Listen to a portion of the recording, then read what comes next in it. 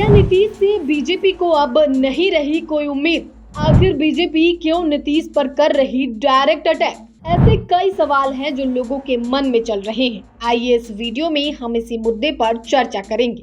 आपको बता दें कि बीजेपी अभी तक नीतीश कुमार के खिलाफ ज्यादा खुलकर हमला नहीं बोल रही थी, लेकिन अब तो नरेंद्र मोदी राजस्थान और मध्य प्रदेश में भी नीतीश कुमार पर निशाना साध रहे हैं। जबकि देश में 5 राज्यों में हो रहे विधानसभा चुनावों में बीजेपी का मुकाबला जदयू से है भी नहीं, जिसकी वजह से कई बीजेपी समर्थक भी हैरान हैं। वैसे इस सच्चाई से कोई इनकार नहीं सकता कि बिहार में नीतीश कुमार की ताकत का अभी भी कोई साइन नहीं है। इसके अलावा बीजेपी वर्षों तक बिहार में जदयू के साथ मिलकर सरकार चलाती रही है। शायद यही वजह है कि पार्टी अभी तक इन पर खुलकर वार नहीं कर रही थी।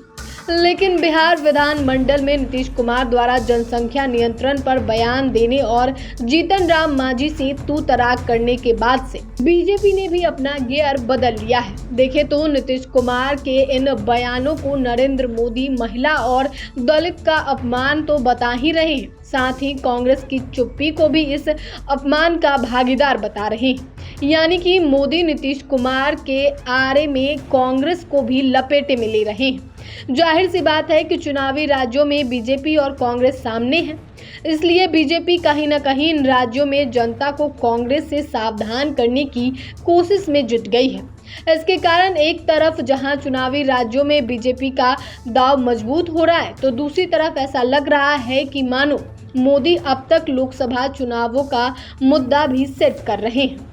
मोदी जानते हैं कि पूरे देश में दलितों और महिलाओं ने आगामी लोकसभा चुनाव में बीजेपी का समर्थन कर दिया तो उनकी हैट्रिक जीत की राह आसान हो जाएगी। इसका अर्थ यह हुआ कि नीतीश कुमार पर हमला बोलकर मोदी एक तीर से 2 निशाने साधने की कोशिश कर रहे हैं।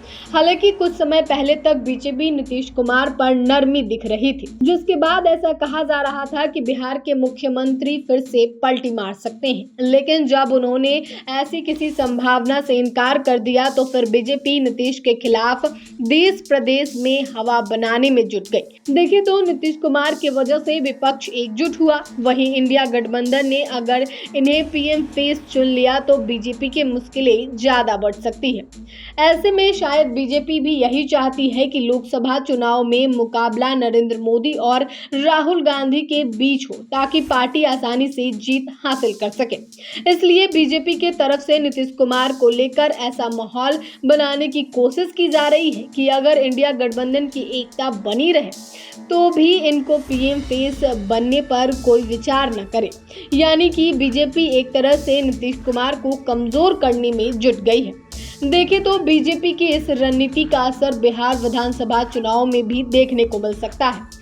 दरअसल जदयू के महागठबंधन से हाथ मिलाते ही कागजों पर जो जातीय समीकरण दिखता है, वहां महागठबंधन बढ़त में दिख रही है।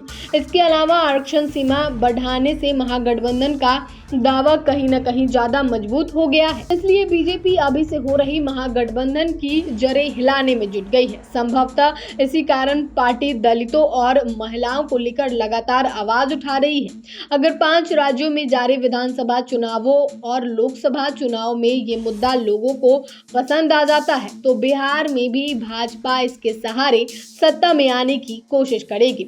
इस तरह मोदी का नीतीश कुमार के खिलाफ हमला बोलना किसी बड़ी रणनीति का हिस्सा नजर आ रहा है। ऐसे में 2024 और 25 के चुनाव में बीजेपी ज्यादा हमलावर हो सकती है। अब देखना यह है कि बीजेपी को इससे कितना लाभ होता है।